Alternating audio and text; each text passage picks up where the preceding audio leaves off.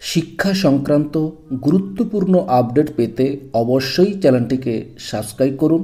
পাশে থাকা বেল আইকনটিতে অবশ্যই ক্লিক করুন। নমস্কার, আমি শুভেন্দু। আমার ছোট্ট চ্যানেলে আপনাকে স্বাগত।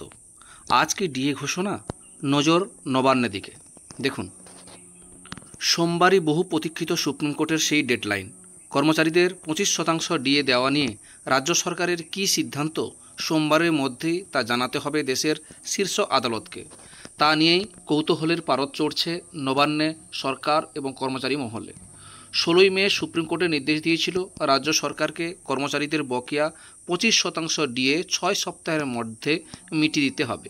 শুধু তাই নয়, এই সংক্রান্ত রিপোর্ট রাজ্য সরকারকে দেশের সর্বোচ্চ আদালতে জমা করতে হবে 4 সপ্তাহের মধ্যে।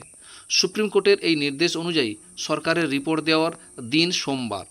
সে কারণেই সোমবার দিনটি বিশেষ তাৎপর্যপূর্ণ হয়ে উঠেছে।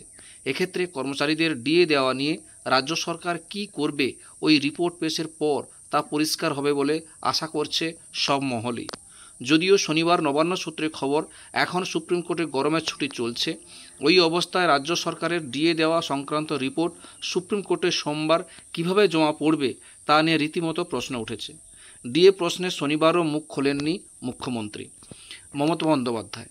অর্থ প্রতিমন্ত্রী চন্দ্রিমা ভট্টাচার্যও কর্মচারীদের ডিএ দেওয়ার প্রশ্নে নির্বাক থাকায় সরকারি ও কর্মী মহলে একটা রহস্য তৈরি হয়েছে। মুখ্যমন্ত্রী, অর্থ প্রতিমন্ত্রী ও অর্থ দপ্তরের শীর্ষ আধিকারিক স্তরের এই নীরবতা সম্প্রতিকালে নবান্নের ইতিহাসে প্রায় নজিরবিহীন। রাজ্য সরকারি কর্মচারী মহলও এই ব্যাপারে প্রায় দিশাহারা অবস্থায়।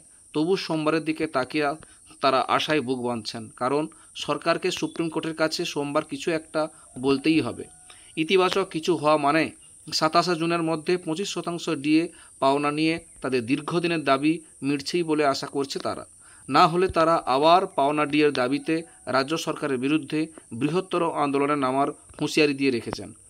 নবান্নের সরকারের শীর্ষ মহলের একাংশের খবর, আপাতত কর্মচারীদের ডিএ দেওয়া এড়াতে রাজ্য সরকার নাকি সুপ্রিম কোর্টের এই সংক্রান্ত রায়ের উপর মডিফিকেশন পিটিশন করেছে। যদিও নবান্নে তার কোনো সরকারি সমর্থন মেলেনি। মুখ্যমন্ত্রী বা সরকারের দায়িত্বশীল কোনো মন্ত্রীও এ ব্যাপারে মুখ খোলেননি। যদিও এই পিটিশনের ভবিষ্যৎ নিয়েও সংশয় আছে বলে সরকারি মহলে আর এক অংশ নিশ্চিত, কারণ পিটিশন রাজ্য সরকার করে থাকলে তার শুনানি সুপ্রিম কোর্টে জুলাইয়ের আগে সম্ভব নয়, কারণ গরমের ছুটি চলছে সুপ্রিম কোর্টে। কোর্ট খুলবে জুলাই মাসে।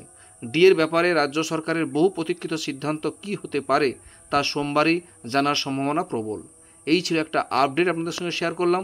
ভিডিওটি দেখার জন্য অসংখ্য ধন্যবাদ।